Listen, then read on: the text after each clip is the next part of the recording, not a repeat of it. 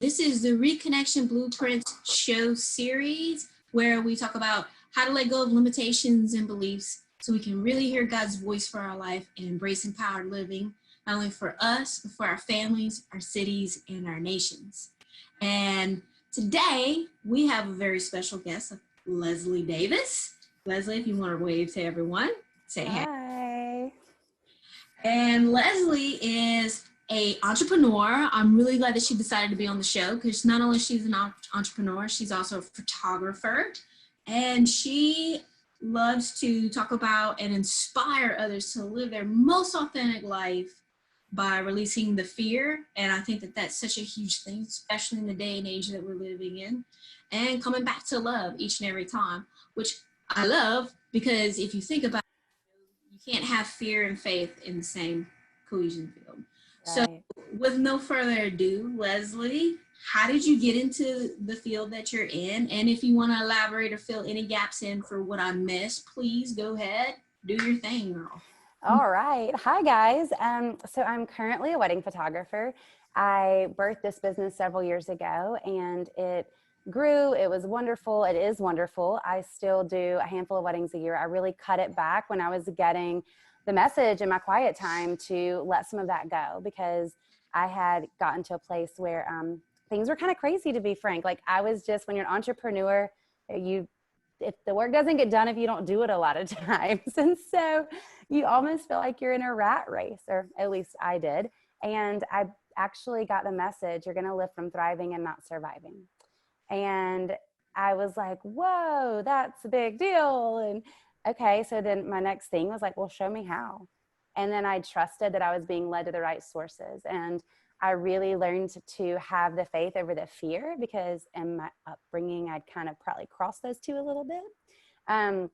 So the wedding photography, I'm still doing it. I'm homeschooling my boys. And then I'm also taking some certification courses with energy medicine and learning how the human body works and those kinds of things. So that's kind of what we're transitioning into at the moment. And we'll see over the next 6 months or so where this goes, but it's really exciting. Okay, can you tell us a little bit more about that? The energy, yes. So I have actually ordered a machine. It's developed by a Russian physicist. There's a couple of hundred of them in the United States right now. And this machine is able to use your basically your meridians and the end of your fingers and basically look at your biofield, which is the magnetic and electrical field that you put off. And so I'm laughing. My 4-year-old's getting up the road. Miss Sam's. Go to Miss Sam's. And so anyway, basically we're all humans. We all put out EKG, EEG, all of these things measure these elements about us in the medical field. That's a good correlation. And so this machine actually, your biofield will actually show a lot of things that happen before they happen in the physical, whether it's a physical illness or anything like that. It'll actually show in the biofield. So I'm learning right now how to translate these charts essentially and basically begin to coach people and help people understand what they're experiencing, why they're experiencing, work through the trauma and release it, because typically it's usually related to trauma of some sort, possibly childhood, possibly not, usually it goes back to fear a lot of times, fear being the root of so many other emotions. And so that's kind of working with the body to support the system in a way that it was created to flow. And the course that I'm taking is actually, the lady works with a lot of hospitals currently. And a lot of the hospitals in other countries are using this to support the patients, because if the patient's airways, if you will, it's the energy waves, that if they're flowing correctly, a lot of us can correlate this with acupuncture. If they're flowing correctly, when you go into something like a surgery, you have less infection and quicker recovery because the other systems in your body are working properly. So we're navigating it. We're going to do some coaching. We're going to, it's trial and error right now, patterning, learning how to read charts, but it's so powerful because it works with the body instead of the synthetic of covering up the symptom, which I really love. But I truly also believe in the merging of the two. Like, I think it's really beautiful that we have the machines to see inside of our body and look at organs, but it's also really important to understand there's some easy things that we might be missing when it comes to just understanding the way that we flow energetically. Okay, good stuff. So, okay, so wedding photography and getting into this are like kind of on two different spectrums. Like, how did you get to there? Like, how did you get into this field? And yeah, like let's just start there because this is very interesting how you got. This is good. This is good stuff. I love wedding photography, and technically, I guess I'm still taking your picture, just a different kind of picture. But the wedding photography was so powerful, and as I began to, when that night that I heard the thriving over surviving, was so powerful and such a pivotal moment in my life. And when I was asking to be led, I remember that same night I felt the knowing to lay down taking as many weddings as I had been taking, and it was for the upcoming year, like to not take more than a certain number. And that did not make mathematical sense for our family. So let's just, lay that out there. But it was a knowing. And so that was the path that we did. And then I began to follow the breadcrumbs. I began to ask, like, okay, show me. And I began to encounter, I had always loved quantum physics. I had been a personal assistant before I was a wedding photographer for a worship leader who also taught quantum physics and traveled around the world. And so we used to have the most incredible conversations. So I was always very comfortable with the quantum physics side of understanding color and sound and vibration, all of that. I saw all of that as like, God made us so cool. Like it just like energized me, I didn't see it weirdly is what I'm experiencing, how other people see it now, but it was just so normal for me. And so when I felt this need to lay it down, I felt, what do you really love? What are you passionate about? What's your truest true right now?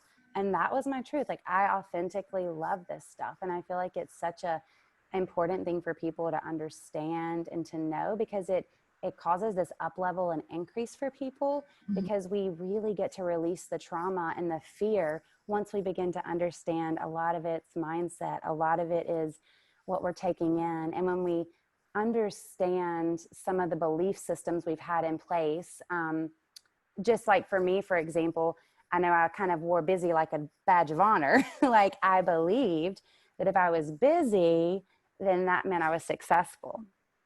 And my business could be doing wonderful, but I was like this, I was like a rat race. And it just, I could still have a phenomenally financially overly abundant business and not be crazy. But I didn't know that at the time, because I had decided this is what it has to look like if I'm really good, and this is what I do.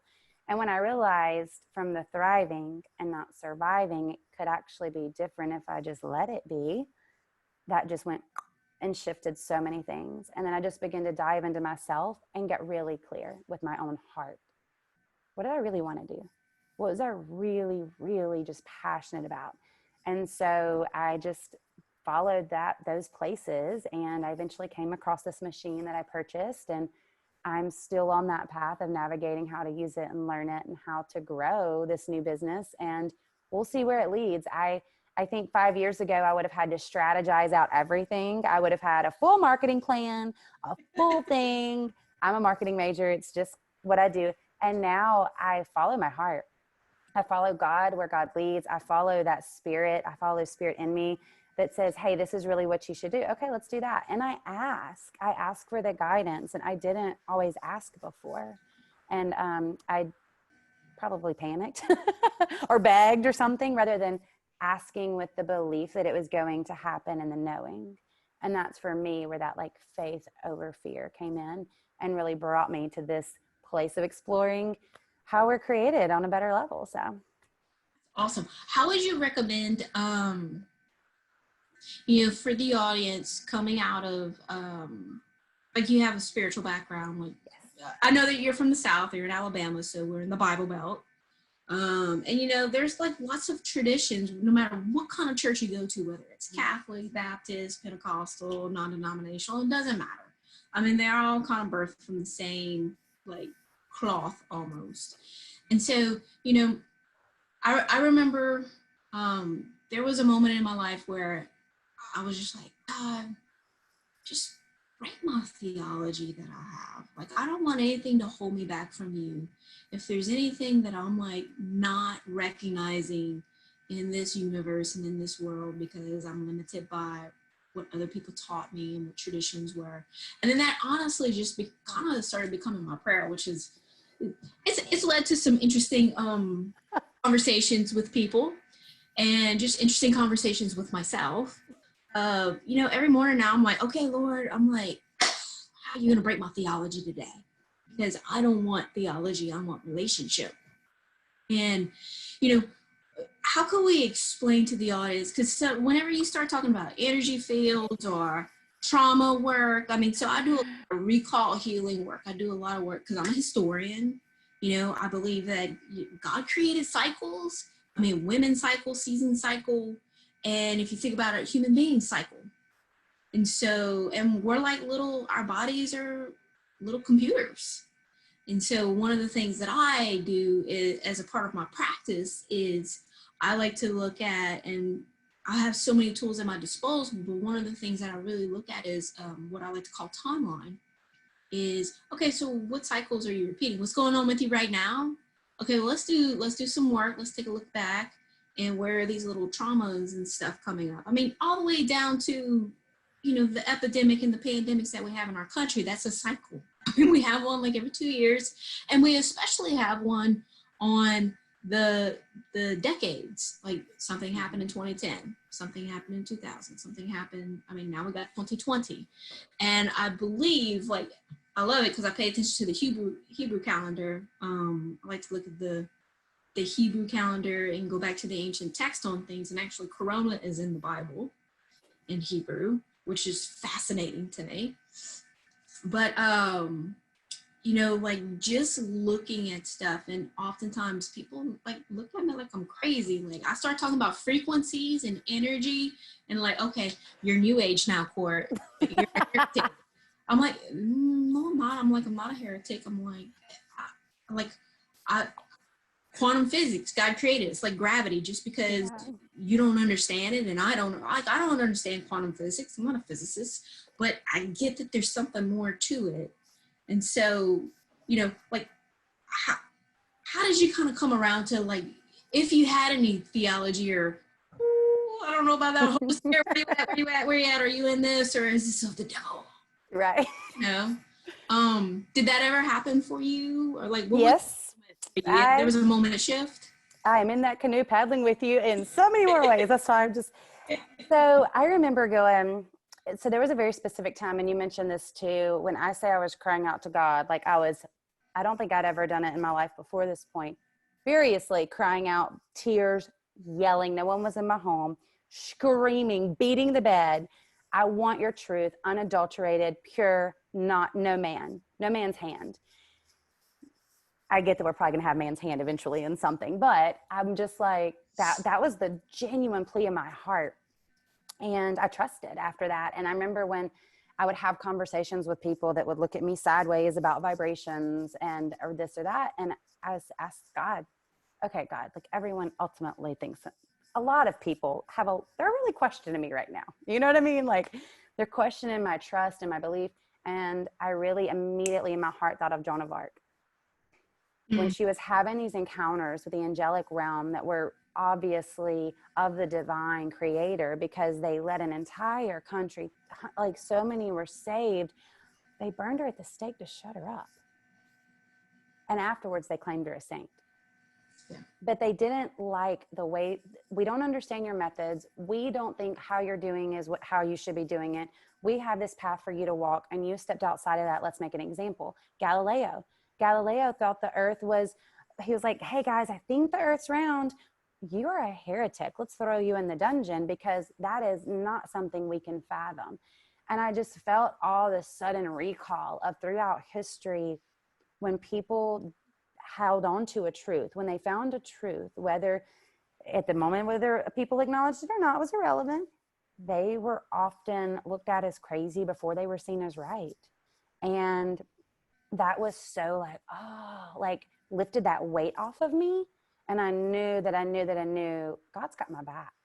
My heart is after God, and I'm not afraid to be wrong. And I think that's where, I was having a great conversation with one of my good friends is a pastor's wife, and we were having a really amazing conversation, and we have some good conversations. And I was like, she was like, I love that about, like, I'm not afraid to be wrong. And some people have very firm opinions about perhaps vibrations or frequency, just the word, really, because the minute someone walks in a room, if they're angry, we all know it, we can feel it. So you can feel what's going on. So you're already you can feel it in a experiencing text message. That's so true. I mean, you So can true. feel it in a text message. And if they're having heart problems, they want the test run that measure these aspects. So they exist. They just exist in a way that the person hasn't considered. And therefore it's kind of outside their normal scope, and it takes an adjustment. And, you know, I remember telling a lady one time, it just kind of came out of my mouth when we were speaking. I said, well, my great grandmother probably thought x-rays were demonic too. I said, because if let's God not forget about really... what the TV was. The TV was like a zombie, like it was to make you out. I don't even remember the terminology of it. But you know what's crazy is what you were just saying. I was actually thinking about the scripture in Job where Satan goes into the courts of heaven at the beginning. And he's, you know, God's like, have you considered my servant Job? And then Satan like starts accusing him and like making accusation. And it's like, okay, like, God, really? Like you kind of threw Job under the bus a little bit. It's because he believed in Job so much that he knew, I mean, obviously he wrote, he created, I mean, we were in heaven before we ever came to the earth for our calling and our purpose on this earth. But just as you were saying, it's like, have you considered, like as a coach, I often ask like open-ended questions to get people like their creative, their brains to fire and activate. And I'm like, ooh, yeah, have you considered that? I'm so sorry. I have a little bit of an emergency. Give me 2 seconds. I'm so sorry. Hey guys, we're gonna pause for a second. It happens. Again. Okay, so we were just talking about Job, and have you considered, you know, like how is understanding the vibrations and the energy work that you're really digging into, which is like quantum physics and all that, like how has that helped you like kind of let go of some limitations that you had to really hear God's voice? Yes. So, you know, Jesus talks about living in a state of love, joy, and peace, and focusing on these things that are of higher perspective, right? And when you begin to look at the vibrational aspects of, okay, when you look at vibrations, you can actually, man, they get me so excited because they validate the teachings of Jesus even more. Like I get super pumped because on the vibrational scale, your higher vibrational emotions are love, joy, peace, those kinds of things, faith, love. And then your lower vibrational are going to be your fear, anger, resentment, those things. Well, your vibration is going to affect your physical health. And that really helps people go, oh, okay. And this is, of course, in the Bible because it tells us that resentment will, you know, eat away at you, essentially, right? They didn't put PS quantum physics or beside it or anything, but it's there. But so many of us have grown, in my perspective and opinion, and I totally respect everyone's right to have an opinion also, which is a big deal. I think that we've kind of, you know, kind of taken that away from people sometimes. But yeah, when you begin to see these things, oh, they truly matter on that level. It's not just about me going to church on Sunday mornings. I actually have to like let go of this resentment towards my father or my best friend from high school or my sister, because it's for also me too. You can only, you know, love your neighbor as yourself. If you don't love yourself, you're not going to love your neighbor the whole time either. You know, there is this aspect where it's all so connected. And so when you look at the vibrations, you get into going, okay, I'm okay with the term vibration. What is this? You know, like tell me a little more kind of thing. Well, the reason it helps you physically because there's a standard vibration that we vibrate at as healthy adults. And the lower that gets, then you have colds, flu, and then of course you have very serious diagnosis because your body's in a state of dis-ease. And, you know, in Genesis 1, the word hovered over the water. Hovered also is vibration. If you look up so it's there. It's just maybe we haven't considered it before. But to me also, God's in every cell, in every energy. He created it all. It hangs in a balance because that's who he is. So it's not separate for me. It's not, science can never outsmart, disprove God because he is all that is. Right. So I get really excited. So The vibrational thing, it just really backs the teachings of Jesus even more when you understand how they affect your temple. And that, to me, understanding the sacredness of your body as a temple has been transformational for me in some ways. And then you start to care about things little by little that you did, or I did. I started to care about things little by little that I wouldn't have cared about 3 years ago. And it's just been, I love it. Like, I love it all. You know, I'm really glad you said that, because one of the things that, I mean, number one, how I even got into doing Bible coaching and, you know, mindset transformation work is because I got sick and tired of being sick and tired. I was sick, like I would break stuff all the time. Right. And I eventually got to, oh, okay, all right, let's dig into this. Something else is up. And that's whenever I started to realize, like, okay, Corey, you come from this Christian family where everything's supposed to look great. Okay, wait, hold up. You got so much crap going on underneath because, you know, you never felt, number one, like you belonged. And number two, like, you always had to present yourself as this because you're a Christian, you know, or like, oh, wait, you have to always look good at church. Mm-hmm. I mean, I weighed over, I think the most I ever weighed was 297 pounds. Wow. And of course, things were going to start to break on me. You know, I had my gallbladder removed whenever I was 3 years old. And from all the research that I've done, you know, I realized that that is the organ that holds grudges and unforgiveness. Well, at 3 years old, you really think I got grudges and unforgiveness towards anyone? So then that started to unlock for me, you know, okay, well, there might be something else at play here. What's epigenetics about? You know, what's ancestral? Bible calls it ancestral practices. Science calls it epigenetics. Now, there's certain things can lock and unlock, not to get too scientific, but what I love about what you just said, and that's what all this really is about, is, so I'm a Bible nerd. I love the Bible. Like, God has just really gifted me to, most people, I am their Google for Bible. That's It's great. like, hey, what's the address for, I'm looking for a scripture on this, or where's this scripture at in the Bible? And usually I pretty much, like, I can recall it very quickly. But I love how, you know, science and the Bible are coming back together. And it's been separated for so long, like the medieval period, and God's bringing that back together. And it's so exciting with everything that's going on in this day and this age.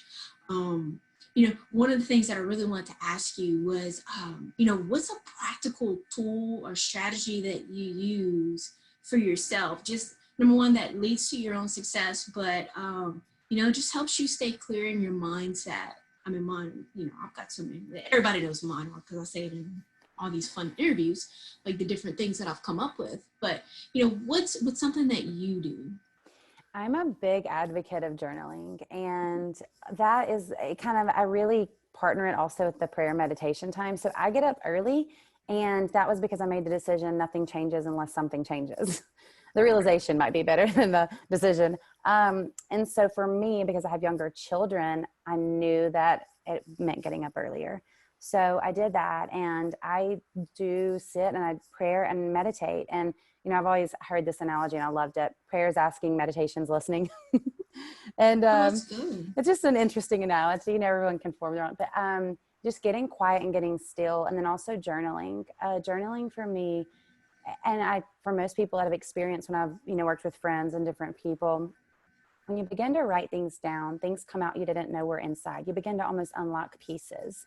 And sometimes people need journal prompts, and that's great. Like, what do you really want in life? What are you ready to release right now from your life? What is not really working for you? If you were just going to be really honest, because some of us, mainly, you know, myself, I used to be able to be clear on paper with myself in a way I wasn't, kind of what you were saying, even about your childhood, like growing up in a certain way. I was never fully raw and honest in a true, deep way about, you know, just some things. And when I would write, it really came out, and I was ready to, but I was also the decision. I was willing to see things differently. Being willing is just a big picture for me. It's just, I'm willing, Lord, I'm willing to see things differently. But journaling is a huge deal. And of course, I do love affirmations and decrees, mantras, whatever you want to call them, because it really, whenever you all things work together for my good. That's an example of a really simple one that when you say that all day long and you begin to embody it, you begin to live from that place. And that's going to resonate out of you and out of your heart. And that's also we're magnetic. It's going to draw it back in, because living from that place of like, I know that all things work together for my good. It's, things either happen to you or for you. And when you choose for you, so empowering. And so those are like the little things that I do. My practice of journaling, prayer, and meditation is probably like my anchor point. And I think journaling is a really good start for sure for people. But I also kind of couple that with setting alarms in my phone that have affirmations. So Oh, that's a good tool a as fun well. little trick. Yeah. So I like to use my alarm. I'm in we call it the group of 8. And there's eight of us in this little group chat, and we all have our phones set for 11:50. And at 11:50, like, one person is designated to pray, like have a prayer request that we're going to do for that week. And then at 11:50 for 2 minutes, like, we set the intention for wherever we're at in that space, and that's what we're praying about. And so powerful. I love the phone. Like, I think we miss like some of all the cool things that our phones can do besides just being on social media and numbing out. I mean, like, it's totally a productivity tool if we apply it rigorously. It's so true. I love what you just said. Like, it can either like happen to you or for you. I think Ed Milet said that. My best friend says that a lot. Like, this didn't happen to me, this happened for me, because we can look at it from the perspective of being a victim, or we can look at it from the perspective of this is an opportunity to go to the higher self. And what I love about what you said about journals and journaling, I do this a lot with a lot of my clients, or just even people, like if we're having a profound conversation, I do this with myself. Whenever I'm like feeling the experience of an emotion, so that's energy, that's vibration. Especially if you're talking about trauma and deep stuff. Oh yeah. The pen is energy. The paper is energy. Oftentimes the journaling, while that is heightened and in the magnetic field, I guess, like, it's in our awareness. Let's just say it's in your awareness whenever you're actually transferring that out of your body. And oftentimes that's where the traumatic healing happens. One of the things so I call it the e-movement program. But part of it is, okay, well, I need to become aware of my story and the trauma of the story. Awareness is part of it. And then I get to engage in it. I get to engage in that experience. And then I can eliminate emotions or, part of whatever is going on, what's been attached to that experience. And oftentimes healing happens just from doing that. There's so many testimonies and stories just from becoming aware of the story in which healings happened. So stinking cool to me. I love it. So I really love that you shared the journaling. And is there anything else that you wanted to share with the audience? I know we've got to wrap it up, and I really honor your time. Thank you for taking it out of the day. I know you get your kids and everything. But is there anything else that you wanted to share that's just really on your heart? Yes, so when you said that, this just really hit me. Knowing who you were created to be and that you were created on purpose is so powerful. And so I just encourage everyone who hears this under the sound of my voice to let that sink in and just put your hand on your heart and take a deep breath and know that you were created on purpose for a purpose, and live from that place. That's the place you get to live from. That's the place you get to create from. That's the place you will illuminate from. And you will see such transformation and such up-leveling in all aspects. So I think that's just a great little thing that I do sometimes that I just see being resonating out and really empowering us all. So thank you so much. No, thank you so much for joining us. I appreciate it. It was such an honor and a privilege. Everyone, just take a moment, put your hand on your heart, say, I am created for a purpose. God's purpose on this earth. I am called. Just So good. for a moment.